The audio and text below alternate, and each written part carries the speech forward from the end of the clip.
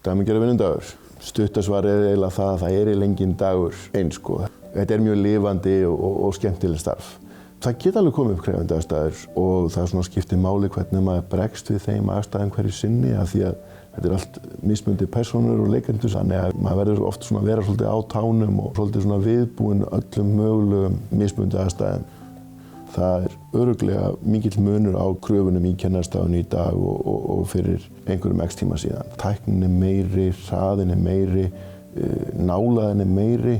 Það er búið að stytta framhaldsskólann í 3 ár og kröfur á bæði nemendur og kennara hafa bara aukist.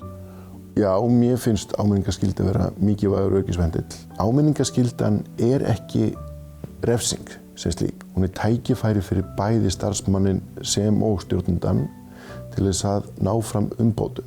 Það geta alveg komið tímabil og við þekkjum öll tímabil þar sem við erum ekki endilega besta útgáfan af sjálfum okkur. Og þegar þær aðstæður skapast, þá er áminning frekar tæki fyrir starfsmanninn til að bæta sig og þannig frekar til þess fallin að geta skapa traust á milli starfsmanns og stjórnanda, miklu frekar heldur en eiginlega refsing.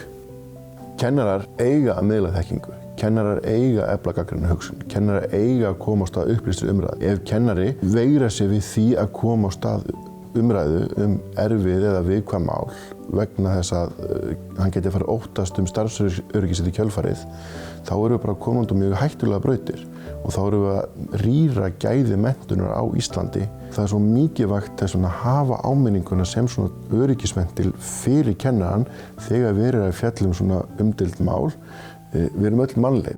Góð áminning sjálfsögð réttindi.